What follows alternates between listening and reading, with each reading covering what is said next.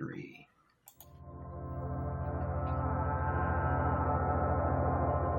Do you feel as if reality has been altered? That something or someone has interfered with our collective present moment? Then this is the podcast for you. This is the sound of duality. This has the sound of a DMT molecule as it travels through your body, opening you to the knowledge that you seek. It's also the sound of sheep and bliss, wandering this universe, and the concept of Sonder, as you play a lead role created by these two states of being. Pull up a pew and take a seat. This is a podcast of all you touch and all you see. The guests are everything in between. Enjoy the ride. Enjoy the duality of each state of being and the very thin line between each. Welcome, everybody. This is Drew and Jessica, and thanks for listening to our very long but very cool opening. I actually love that with our sheep behind there. First off, I want to apologize for our absence. Just had a few health-related issues, and also just the nature of what we're doing and the deep dive into this situation of the Bethel experience isn't easy. And we keep finding more and more information that is out there. It's just buried, and you just really have to look for it. And, we're hoping the longer that we do this, that we're going to get more and more information from people that were there around the same time. And just to give you guys a little bit of a hint that this is not just about Bethel, and it's not just about the 1980s, even though that's what we're focusing on, because that's when we were there. So we want to keep that consistent and talk about what we know about, that we have information going all the way back to the 50s and then all the way connected to today. So we're going to be breaking new ground within podcasting, and especially within subjects like this. So we welcome you guys back, and today happens to be July 4th. So happy 4th to everybody out there. And hopefully you guys will enjoy this episode. This episode, we're just going to do a continuation of the first on the perspective from the girls' position of being there. Jessica is prepared and has a lot of good information to talk about today, and to give everybody, again, an idea of what that was like. Because I think a lot of people don't even realize, we were talking about that the girls were even really there. We were separated, and a lot of times it's spoken of as the Bethel Baptist Boys Home. There's a lot of different names that are floated around out there, but no, the girls were definitely there, and also had it extremely rough. So, Jessica, why don't you say hello, and then I'll let you have at it. Okay, thanks. Hey, Drew. Hey, everybody. I really wanted to start off by saying that originally, as you know, Drew, we weren't really going to go into our personal details too much of what happened for a number of reasons. But as you just said, how important it was to make people understand exactly what we went through. And then later on, we'll talk about some of the other connections and some of the other things that we think was really going on. Absolutely. But just as far as day by day, what I experienced there as a female, what I saw, what I heard, and that'll kind of, I think, show exactly what their methods were and what they were trying to do. And hopefully it'll be more clear after that. So basically, the way it started out was I was your typical teenager that wouldn't necessarily get somebody sent away these days. It's more tolerated now, but typical teenager. Yeah. The one issue I did have was with my stepfather. He didn't want children. He actually had a son that he did nothing but pay support for. Married my mom. I was about 7 years old, and since then it was get rid of me. So ended up having few issues, skipping school. I think it really all started when I found out who my real father was and actually arranged to meet him on my own. So after that, Mm-hmm. I was a horrible child in their eyes. They did everything they possibly could to get rid of me. Like I said, it was to the point where the local police department didn't even want to come to our house anymore because they were tired of me being thrown out and then my parents calling and saying that I ran away. So I guess they went to a tough, yeah, it was, That's and of rough. course, 14, 15, 16 years old, you don't know the things that we know now. So, there was no CPS like there is, Child Absolutely. Protective Services like there is now. That's basically you just dealt with it. So, and really not much a teenager could do to speak out at that time. Again, it's not like it is now where you could just dial a phone number and say, my parents are doing this or that. But at any rate, they ended up somehow, Right. after seeing one family therapist who basically sat my mom down and told her that her best recommendation would be to get me as far away from this man as possible. Of course, she didn't like that answer because he was wealthy, I might add. And we talked a little bit about that, how these kinds of places Mm-hmm. targeted people of wealth. But at any rate, tough love was where Yeah. they ended Yeah. up. It was a group therapy for parents of incorrigible children, I guess. And it went from anywhere from bad study habits to actual crimes, that anything in between that your child could be doing. So there's a wide range. And seems like 9 out of 10 times they would recommend a treatment facility or a children's home such as Bethel. So unbeknownst to me, I was told that we were going to visit my grandparents in Orlando, Florida, which is about a 6-7 hour drive from where we lived in South Florida at the time. And I fell asleep, as I usually did, in the back seat of the car. Isn't it crazy? So It really funny is. how our stories are just Thinking about it exactly now, the same. obviously, looking back, I would say, something's wrong with this situation here because my quote unquote aunt, she was my mom's best friend, happened to be a state trooper.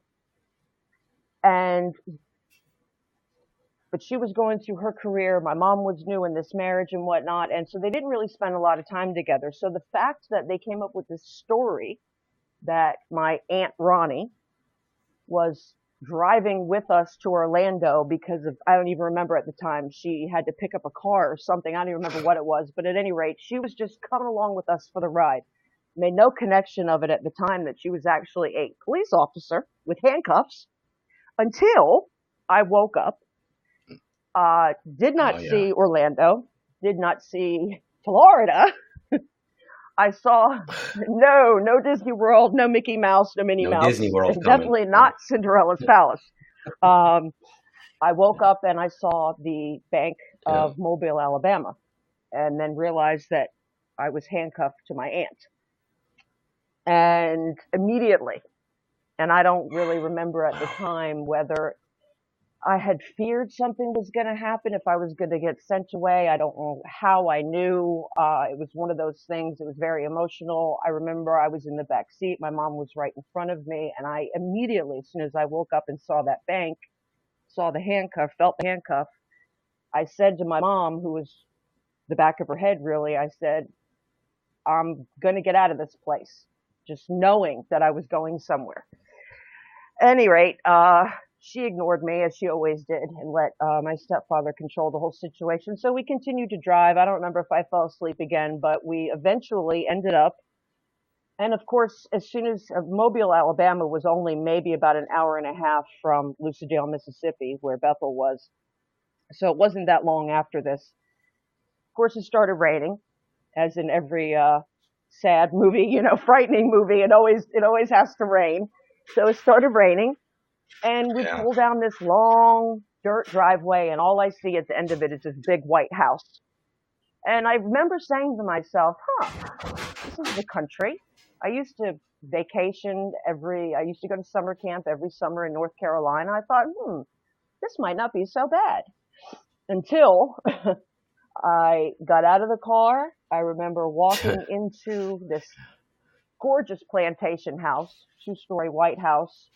And I was met by just a barrage of people, a couple of men, few women, a number of teenagers.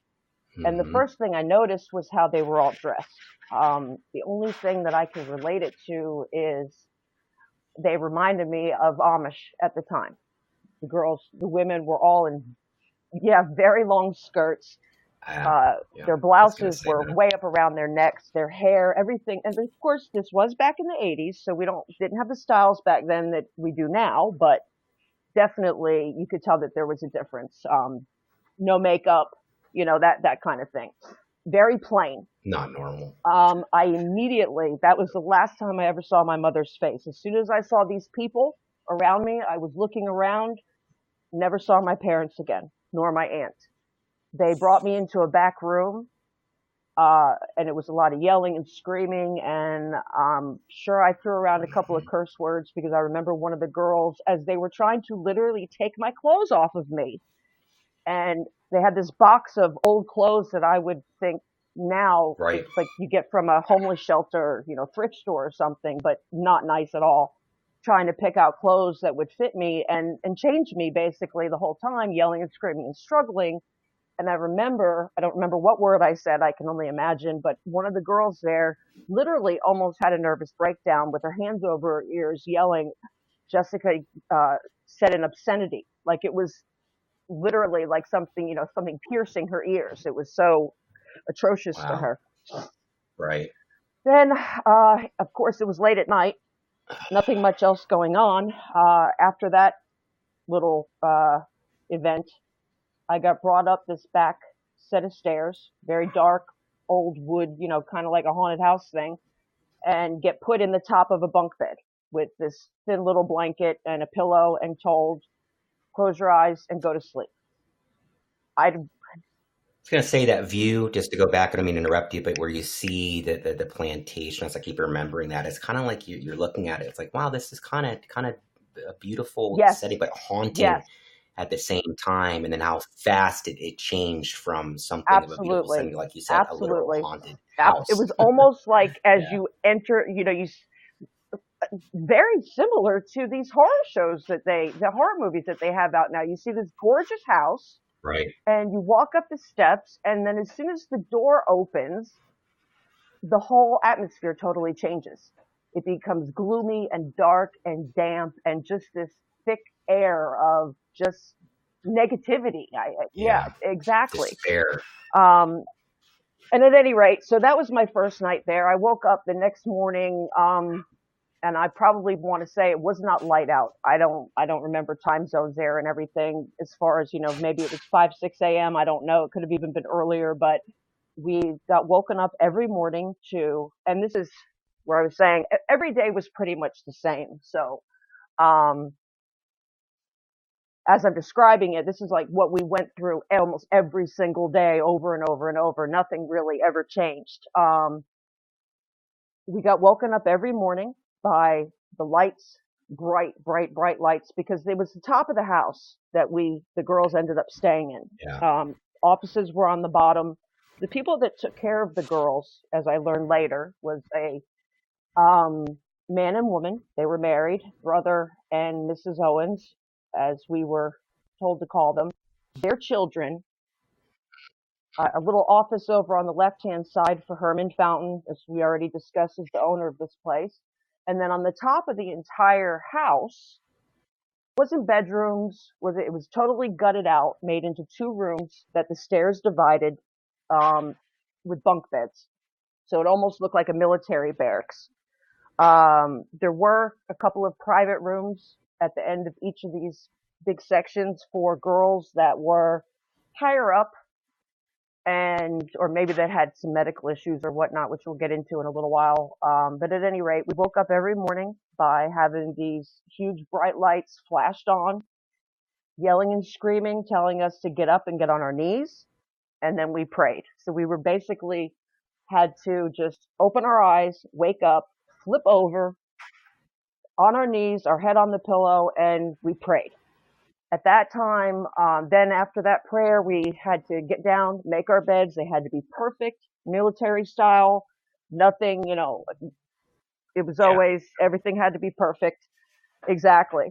And then we stood there, still half asleep, you can imagine, at the end of our beds, still in what we wore to bed the night before, with our Bibles, and they would go around to each of us, and we were supposed to have remembered a Bible verse. It was a Bible verse every day.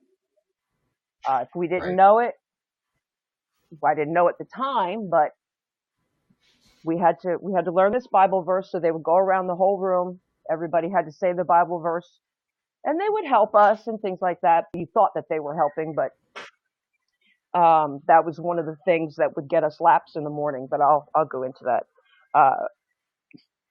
Yeah. So after that, we were allowed a few minutes to go to the bathroom, comb our hair, change our clothes. Then we sat down and we had one of the girls, we do kind of like a Bible study. It was everything almost, I want to say 95% of the day, whether we were eating, cooking, cleaning, whatever we were doing, even when we were in school, so to speak, the quote unquote 2 hours of school that we went to, it was always Bible, Bible, Bible.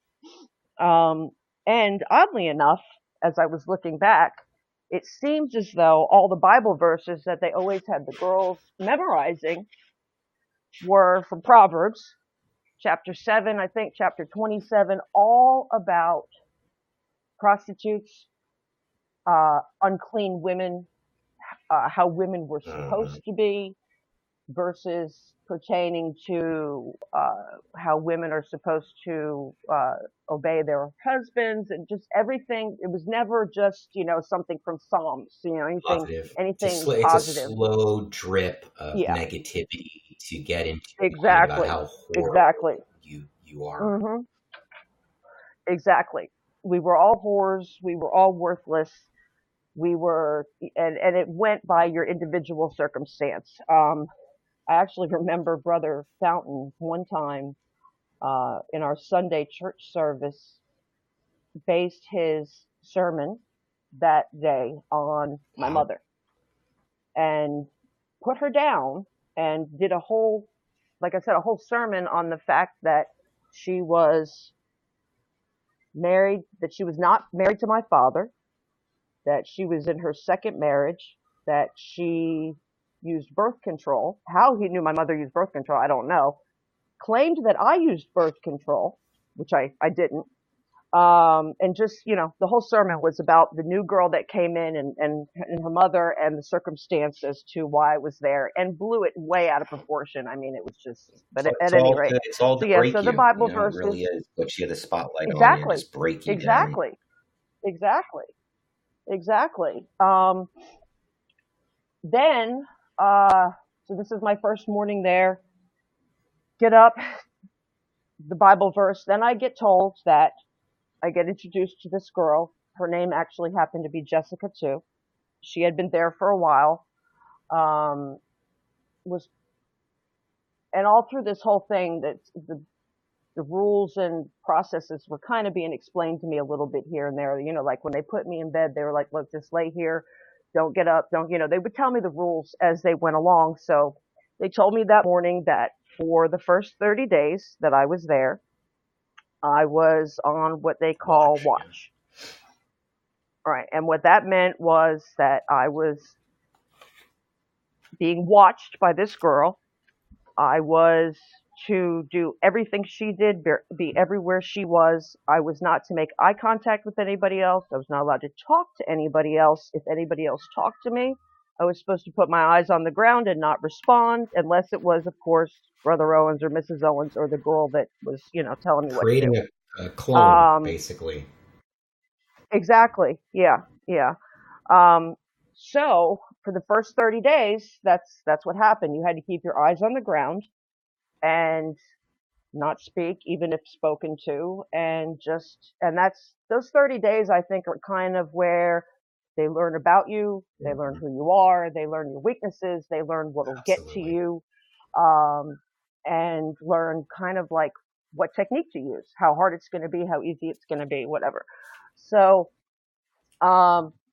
which I can't really remember exactly how I felt at the time. Now looking back, I mean, it was just very, I think I was still in shock for like the first 15 days. Oh, yeah, for sure. Um, yeah, until I finally said, okay, how am I going to get out of this? And how am I going to get out of this sane? And then things started changing. You know, I started going along with the program. But at any rate, so uh, after that Bible verse, and we were allowed to get ready, any girls before breakfast, before we went to go cook breakfast for the boys, anybody that had done anything wrong the day before went out to do their laps. And the reason I know it was early is because when we did laps, it was still dark out. Very, very dark. Not like sun about to come up. It was very dark. And what we would do is we would get 5 laps for each thing that we did wrong. And the laps, I want to say, is probably, I mean, they weren't by any means, they were probably like the size of a basketball court. They weren't huge, Yeah. but it was enough. Especially when, you know, you did 5 things wrong, so you've got to do this 25 times first thing in the morning. You haven't eaten, nothing to drink, nothing. So They called it we did our laps. the Rose Garden, right? I never heard that term, but I did hear it later. On our So side, I don't yeah, know if okay. they just, No worries. Go yeah, ahead. like you and I discussed, I think over the years, and depending on who was dealing with you at the Right. time, because we were basically being monitored by other girls. Oh, yeah. That were there longer, and girls that had turned 18. We never, very, very rarely saw Brother Owens, Mrs. Owens, or Brother Fountain. It was only when they decided to, you know, walk through, like the king, you know, and, you know, we basically had to bow to him. We had to put our heads down, couldn't even make eye contact, you know, so it was really, I think it all depended on, as far as what things were called in different terms and whatever. Plausible was who, deniability, too. If you're exactly, not around, you don't see, you know. right. Exactly. And who was with you at the time, you know, what they referred to it. But yeah, we did laps. Then we went in, we cooked for the boys, we cleaned up. Then we ate ourselves, we cleaned up, but it was we're talking about, and I don't know if you're ever in any of these areas, but it wasn't like going into your kitchen today and cooking a meal and then cleaning up and then cooking again.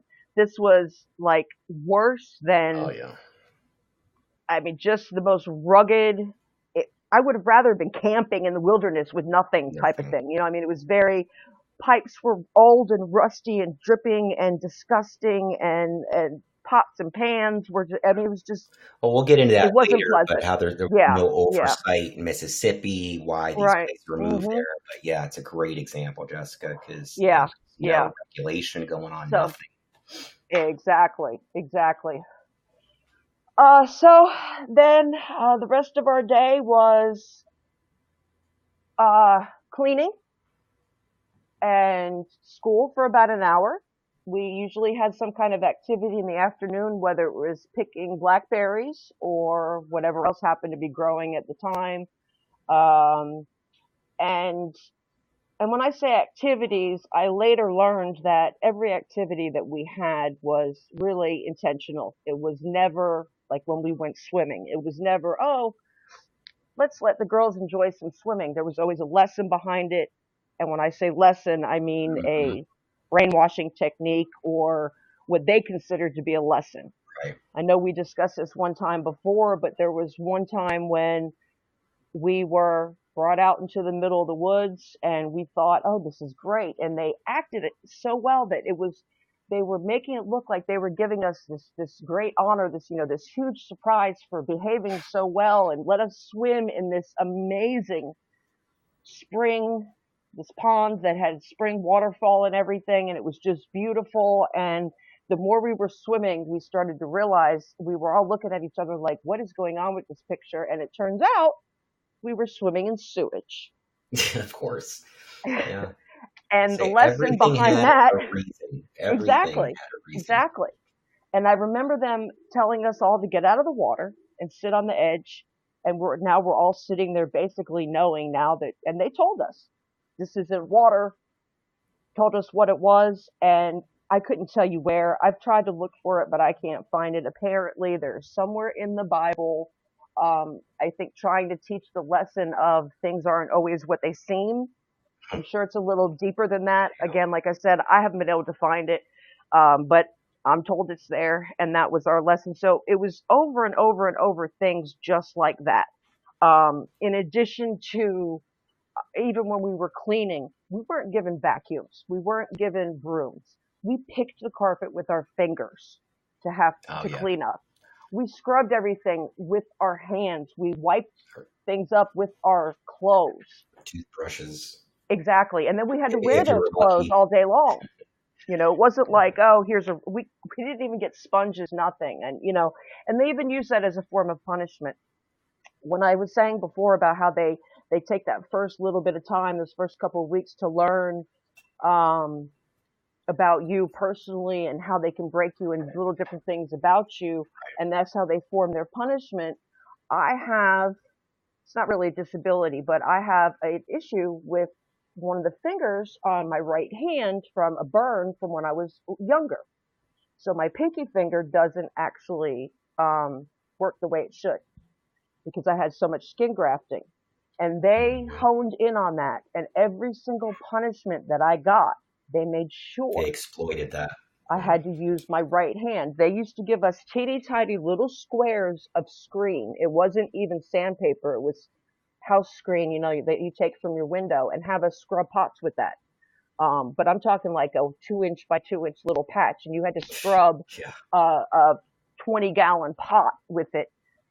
And every other girl was allowed to use this hand or that hand. I was forced to use my right hand for that reason. So it was all how to break you down, how to get to you. And on top of it, like I was saying, the constant, you're no good, you're a whore, women are only good for one thing, and it's to take care of your man. Some of the activities that we did, we were responsible for mending the boys, which I guess was the side that you were on, their clothes, anything Brother Owens needed done for his clothes, their children's clothes. We had to sew. They were teaching some of us how to knit and crochet and things like that. I never got into any of that because I wasn't there long enough. You need to be a little bit more privileged to go to those special, you know, classes, because that was time with Mrs. Owens. But at any rate, and that's basically what our day was made up of. Just basically being told that we were nothing, being broken down, just, I guess, I hate to keep using the word brainwashed. Like plantation life. Yeah. And I hate to keep using the word brainwashed because, I mean, that's eventually what was going on, but it was more like they were just trying to convince us that this was the better way of life. The way we were living before wasn't working for us. Our parents didn't want us. They brought us there, and they were going to save us, and they loved us, and they wanted us to be this wonderful woman that was going to be this wonderful wife one day, and have a bunch of children, and, you know, created this mental picture of what a great life we could have if we there only there. Yeah. It was never so you can go home and find a husband and do this and be a productive part of society. It was, no, see how great it is here with us. And we talked about this before, I think, too, where as the girls turned 18, and they used to have the girls all the time that had already turned 18 come and talk to us. I said some of them would watch us at night. They would take turns because somebody was always watching us. They would have them talk to us. Of course, they were so far brainwashed, it wasn't even funny. Some of them still to this day. But they would actually have these girls come and talk to us and tell us how great their lives were now, how they had this little house in the back of the property with this guy that they teamed them up with from the boys' side. And a lot of them were pregnant, having their first child. So they really tried to on one hand, break us down, show us how horrible we were, how the path we were on was not going to be a path that we were going to get anything out of. But at the same time, we love you. We want you to be a better person. This is a good way to live. And believe me, at some point, as the brainwashing, I guess, starts to set in, it's almost, I remember actually saying to myself, wow, I never have to go back to, the situation I was in before. I could just stay here and live and get a husband and have kids and a house. I don't have to worry about anything. And everybody here loves everybody, one big happy family. Yeah, it starts to Yeah, settle in. It's like an abusive husband or boyfriend, but ends every abuse or attack with, "But I love exactly. you." Exactly. So yeah, forget where I was, but and the other thing too is I know one of the reasons that we were doing this was because we wanted to give people an idea of what to look for, and so that if they ever end up in this type of situation, because these places are still open today. I think we're going to go through that next time, Yeah, all the places, the history, and right. places that are still open today. But they advertise, and I actually was looking at, I just found this, believe it or not, the agreement, the contract that my mother signed for me to go to Bethel. Where she dug this out from, I have no idea. But yeah, and I Wow. just was looking Yeah, over it. signed Yeah, you I over. was just looking over it. And of course, it had a lot of tuition and this and that, but it clearly stated in the portion about school how much it explained the whole process of that they were accredited by the ACE, that Yeah, uh, wanted to know a whole bunch of information about what classes we had already taken, obviously what grade we were in, how many credits we had.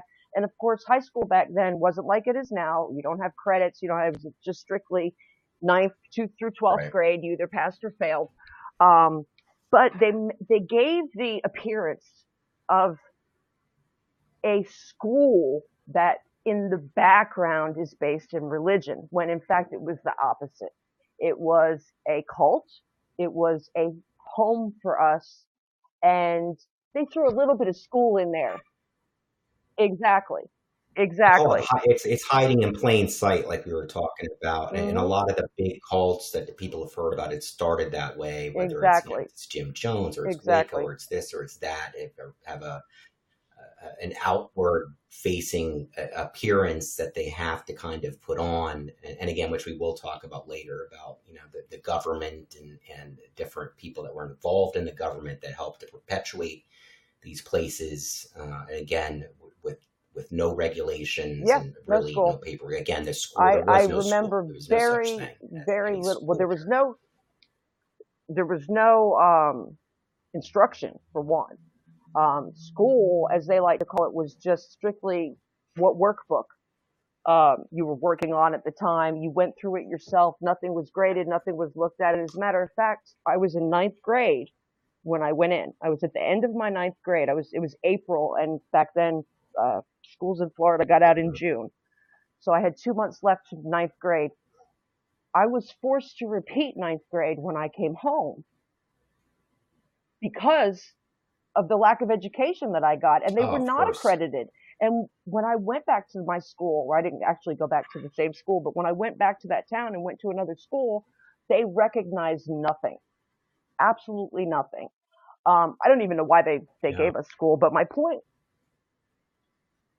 I yeah, had to do the same thing. I had to catch up on everything, and I really did. I did the best that I could, but I still wasn't able to graduate on right. time. I got it done, and I was very proud of that. But yeah, even that short period of time that I was there just really, really messed me And then up it as seemed to far as snowball because I education. remember when I went back to school and with this information of supposedly everything that I learned, I ended up skipping classes because when I went back, like say I went back and had to repeat ninth grade, they put me in a Spanish 2 class because supposedly I had passed Spanish 1. And I was so embarrassed that Right. I ended up skipping Right. those classes. And then finally, and that snowballed into being in more trouble and just caused more issues. But yeah, so that's as far as how school goes. There is no school, but it was just funny reading that. They gave the appearance to our parents like they wanted all this information because they had our best interest at heart and we were going to get the education that we deserved with a background of religion and of course they couldn't just hand your parents a pamphlet saying this is a cult, you'll never see your children again, etc. But I just thought it was interesting. And the other interesting thing I noticed was in the very, very, very first paragraph of this um, contract, wording is everything. And I've learned now, obviously, I'm almost 50 years old, how to read between the lines, and some things are just like blatant right in your face. There was one sentence in the contract that stuck out to me when I was reading it. I looked at my mother and I said, and this wasn't a red flag for you?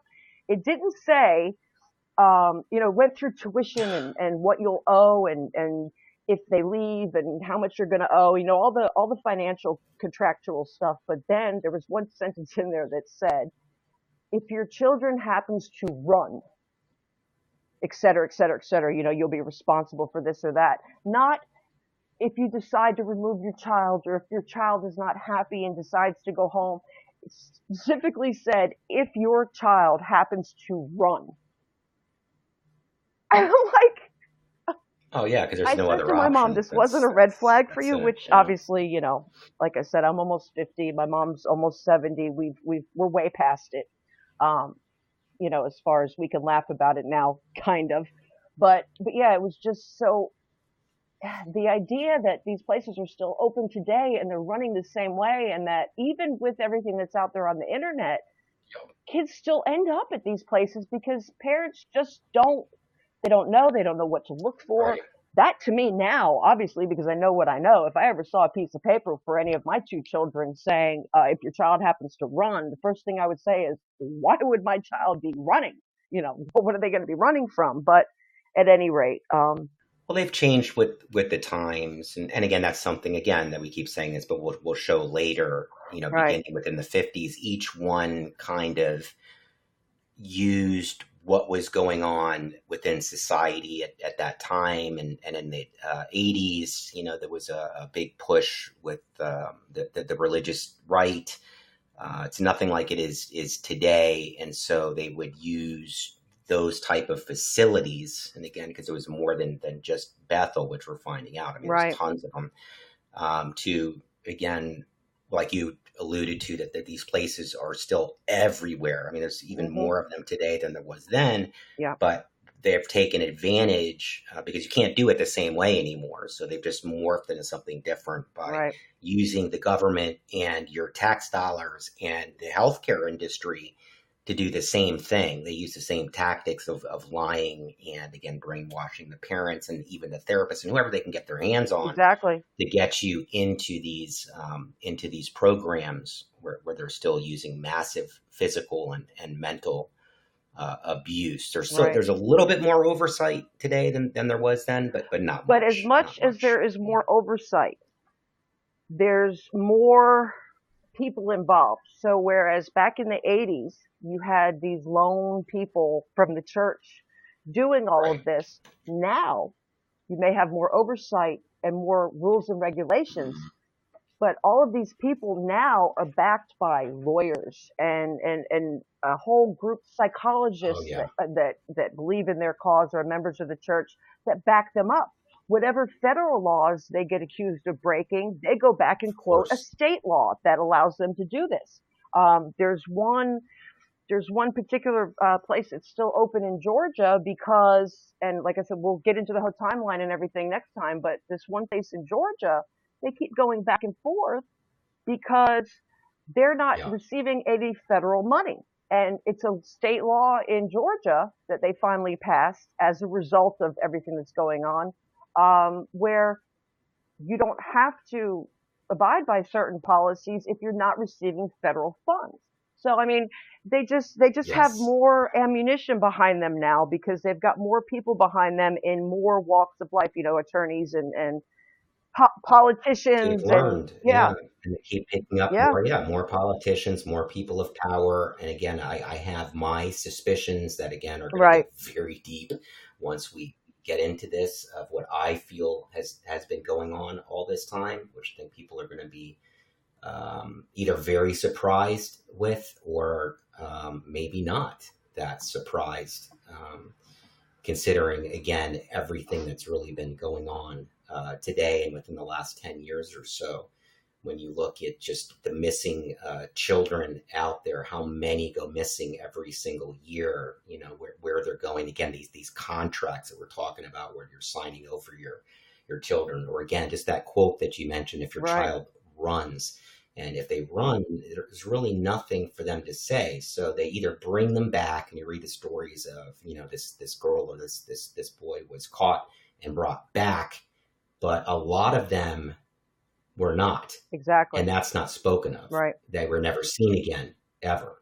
And some that were just brought there in the beginning. And I think because of their situation, like you said, they weren't in our situation where you had parents that maybe had money, a little more connections, or a little bit more oversight if something happened, but might happen to look into it. But kids that were literally just dropped off there and tied to trees. I've mentioned that before. I remember the one that was just literally tied to a tree like an animal, and just abandoned. And these are the right. ones that we'll talk about that. I think Oh, there's a lot absolutely. more going on there than And meets they the did, eye.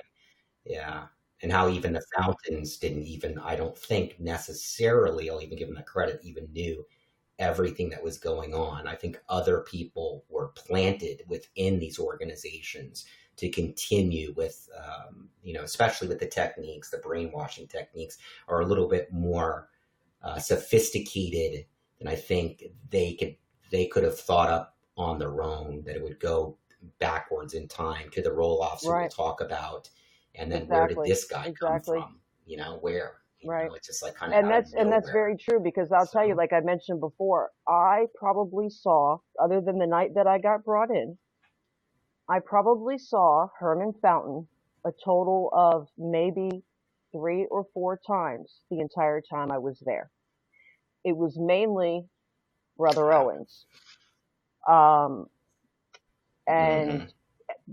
we were told to call him Daddy, you know. But Yeah. Yeah. But didn't that remind you that thing we read in the right, first one, right, from Daddy's Girl? Remember Rebecca, that right, article? Yeah. So exactly. it's just very And similar, again, Rebecca. we're all Yeah. this one big happy family. We love you, call me daddy.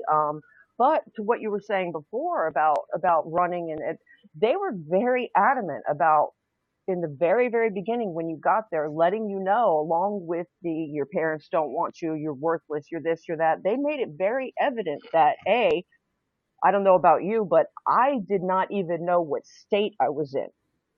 We were not allowed access to any maps, Yeah. any books, any information. I never saw a Nothing. newspaper. I don't even think they had a TV anywhere on the property. I didn't know where I was. I knew I was somewhere out in the woods, Yeah. I didn't and know they made anything it about very Lucedale till later. clear. If you even try to run, you will end up back here because your parents don't want you. So that even, is Right. scary for a child because even if they wanted to run and then we also talked about how everybody in back then, I don't know how it is now, but back then everybody in the adjacent neighborhoods, they all went to that church. They all thought that this place was doing such great things. Maybe a little farther out they didn't. Like I know you were able to find some people that didn't feel that way, but and maybe it Yeah. wasn't true. Maybe it was just what we were told. But Well, we it's the surface. right, Well, that too. exactly, Yeah, the surface information, but then you're also are dealing with the deep South and the exactly. We Bible were Belt. we were So, made to believe, yeah, dealing yeah, with we the were. most educated of people. You're right. No, no offense at all to anybody that lives in the South or Mississippi or Alabama. There's plenty of educated people, but we're talking about tiny, small Oh, towns here that are and very Lucedale, isolated. Mississippi is the cutest. If you look at it right now on Google Earth or Google wherever, it is the quaintest, cutest little country town that if I didn't have such Mhm. horrible nightmares just even saying the word Lucidale. I would drive through on Yeah. vacation and look around and say, wow, I would love to live here. But, so again, Yeah. that was just Yeah. all part of the conditioning and the brainwashing that even if we ran away, we were going to get brought Oh, I back. remember it was a fluke. It was about the laws, where they Right. would move from Texas and Oh, to right. Mississippi Right. because there was no Mhm. oversight and no laws. Everything was chosen for the places for a reason. Absolutely. And if something happened, it was raided, it would reopen, but somewhere else or in a different city that was dealing with different regulations. So, like I said, it was a lot more going on there on a higher level than I think people really understand. But again, we'll try Right. to explain it the best we can next Right. time. And I think it's really going to turn the light on for a lot of people that were there. It's going to make sense to them. They're going to understand and hopefully help them to heal and realize why they think the way that they do. And even some of the people that felt like, oh, nothing happened to me. And, some of them I feel are somewhat of shills or maybe know the family, but I think a lot of them aren't. And they really, truly do believe that, but because that's how a cult operates. I keep saying that. That's how they're done. Compartmentalization. Absolutely. Each section does not know what the other one is doing, except for specific people that are in there. Like you said, you didn't see Fountain. Now we would see him each morning just for a few minutes, but he would come in and start screaming at everybody when we were standing at attention to do our Bible verses. But then we wouldn't see him after that. But yeah, and then vice versa. I don't think you ever saw Brother Owens, right? Yeah. No, remember I did because he's the not guy. not on a regular basis. You didn't see him on a regular basis. No, not all the time. Just sometimes, for specific reasons. And I really think that he was picked maybe because of his history with dealing with girls. I don't know. I don't want to say anything else as far as him with girls, but I really think that he was chosen for that position to deal with the girls for a specific reason. Yeah. We need to do a definite dive on him and and his relationship, not just with the Fountains, but to see if there's any relationship going back to Roloff, because I have a feeling that he helped him staff Bethel, because Herman Fountain looked up to him so much. Again, being a heroin addict on the streets of New York, and so easily manipulated.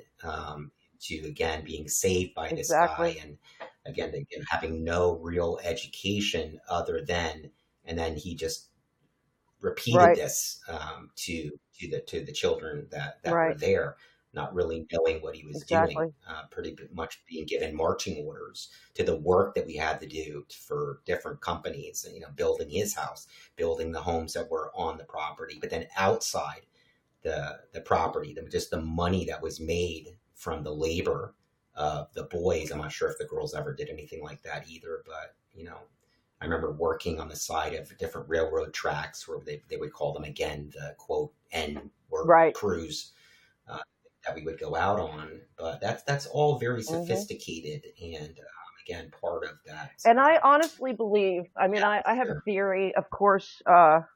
With all the information I get, my theory changes over the years, but I honestly believe, as we all know, this started with Lester Roloff back in the late 50s, early 60s.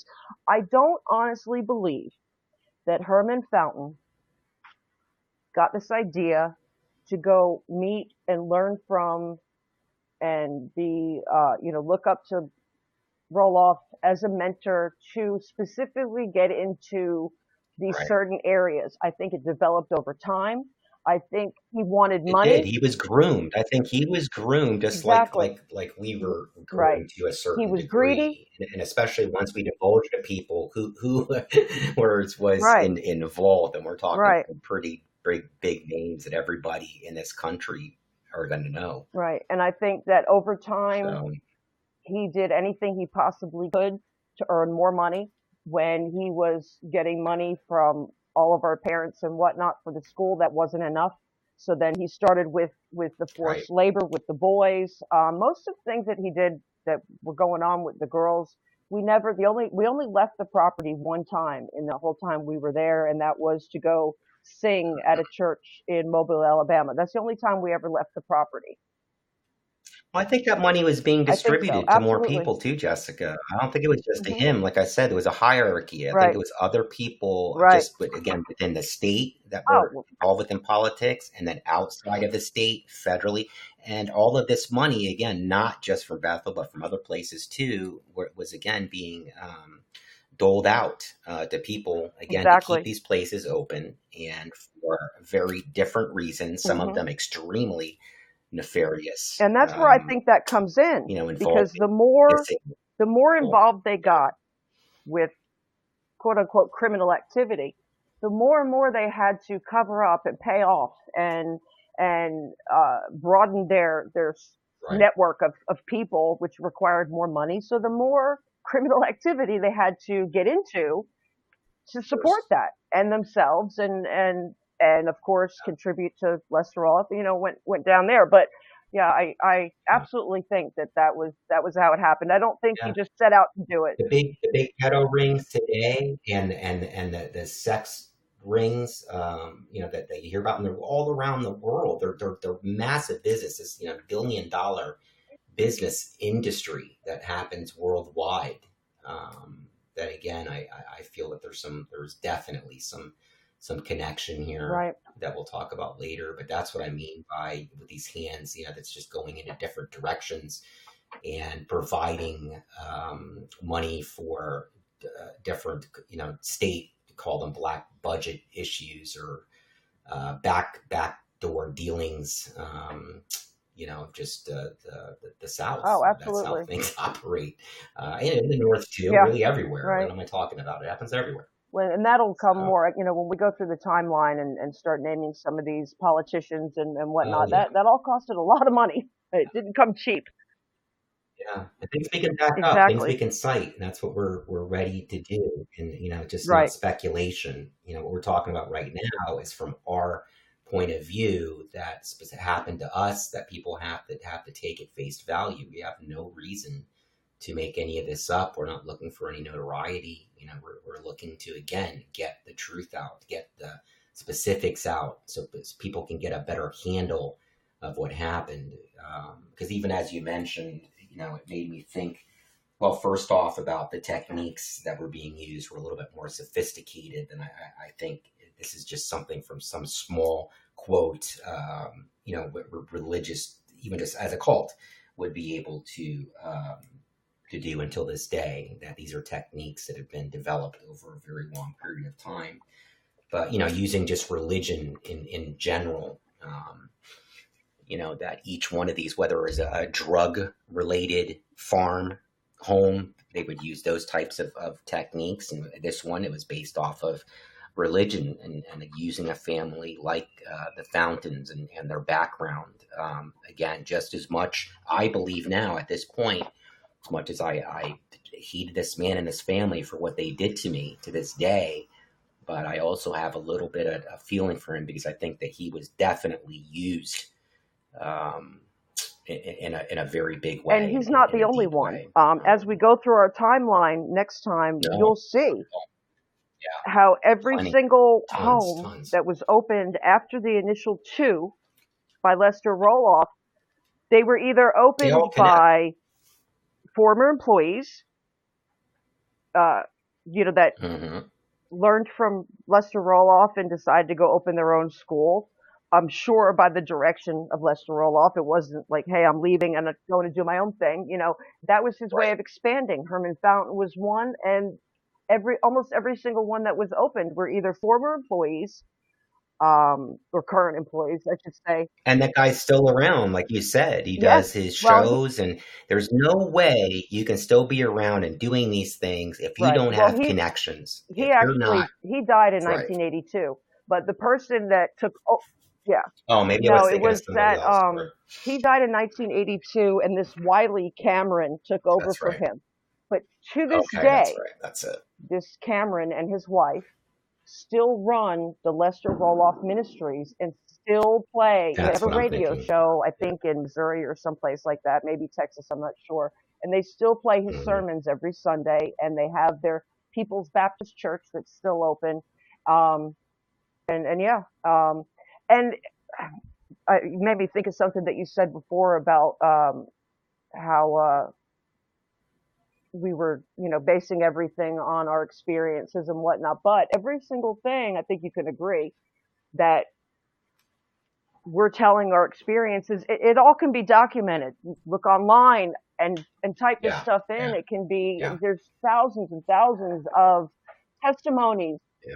For every one person that says, I don't, I wasn't there that long, nothing too bad happened to me. And again, everything happens for a reason. You're treated away for a specific reason. But there's a Exactly. hundred other documented statements by people saying the exact same things that we are, and some, to a T, whether it's the room that I was, brought into and strapped Right. down because I gave them such a hard time and had the tapes rolled. And I was like, man, I don't know if I'm ever going to find somebody else that can back this up. And are people going to believe me? And I did.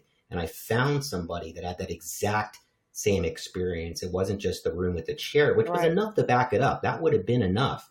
But it backed up the, being strapped specifically to a bed and for, Right. because he had no clock. But I believe it was at least 2 or 3 days, and just continually having Herman Fountain being preached, into my head about the whole Armageddon issue, and building this army of children. It got very deep, and those are the things that I don't happen. They did not happen to very many people. They only happened Right. to a few for a specific reason, Exactly. again, because of the compartmentalization. Right. So if it didn't Right. happen to you, of course it's going to sound crazy. It's going to sound like, oh, come on, no Right. way. It didn't happen, but it happened. But It also, happened. we know we've discussed this a time or two before, is that the ones that do come out and say we're crazy, we're lying, this didn't happen to me.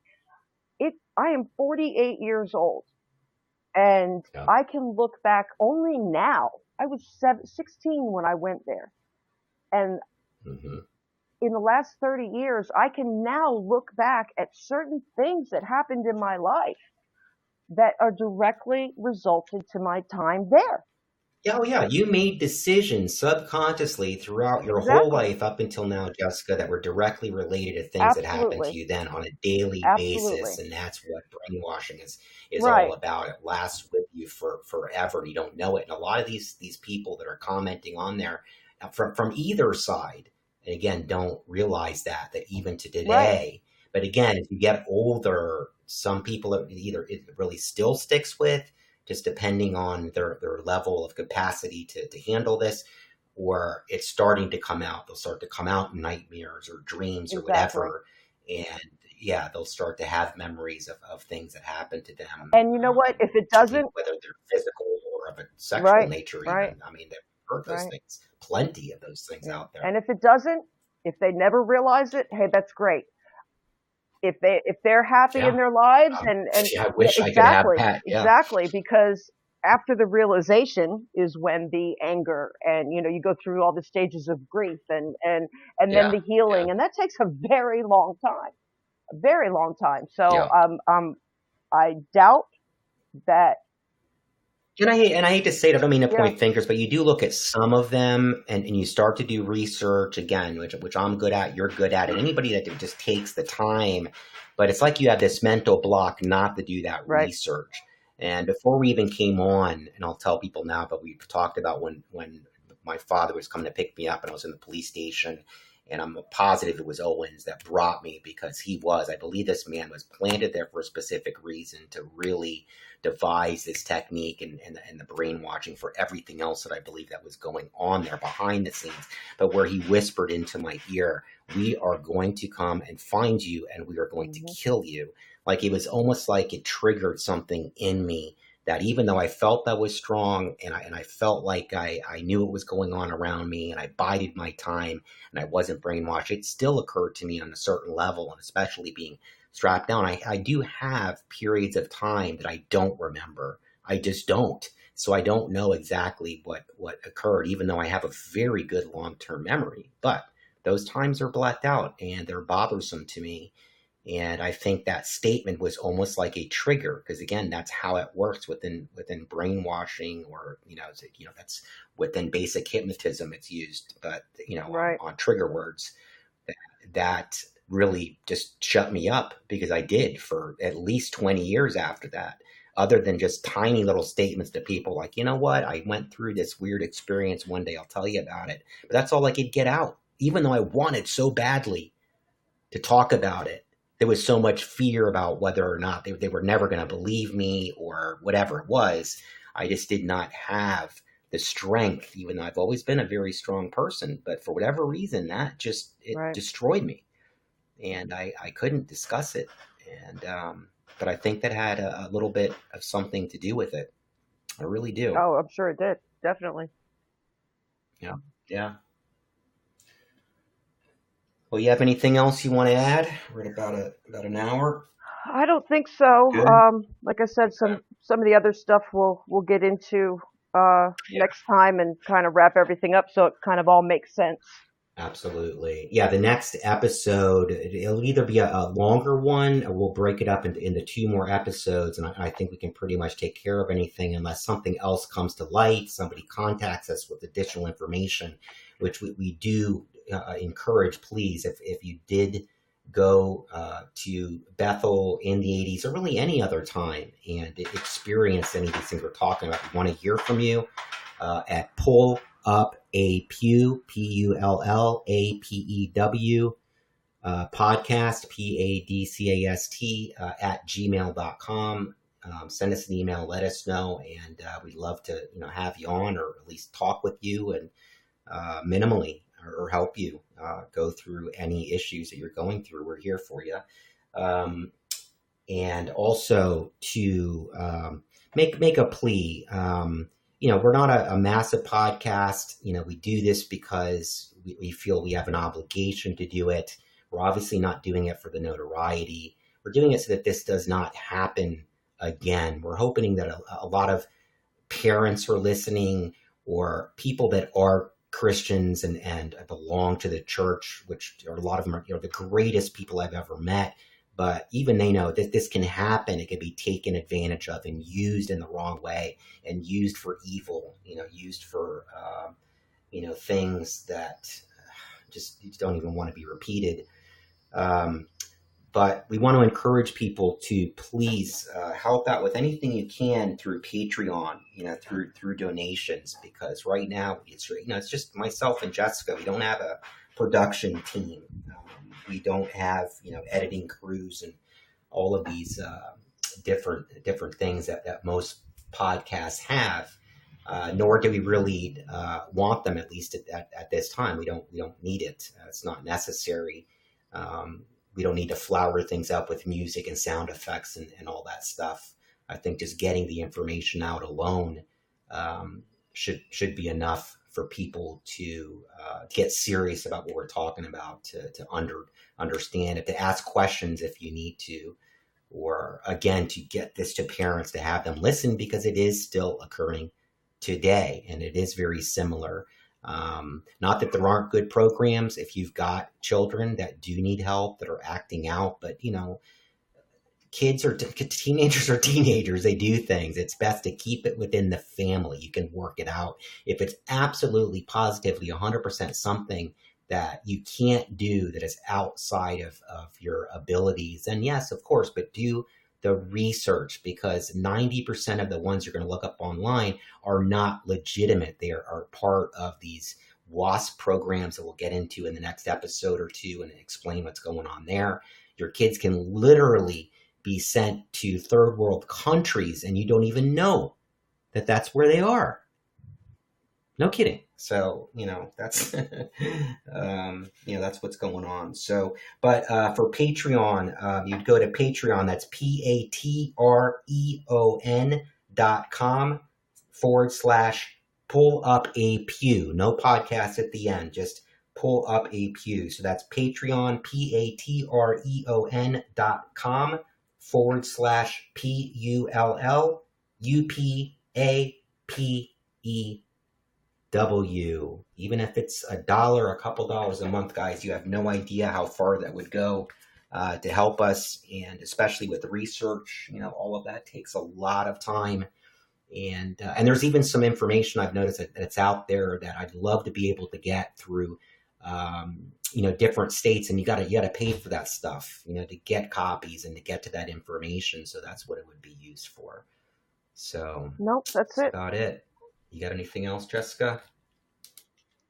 All right. Thanks everybody for listening. You guys have a great 4th of July. I don't know if you could hear some of the fireworks already going off in the background.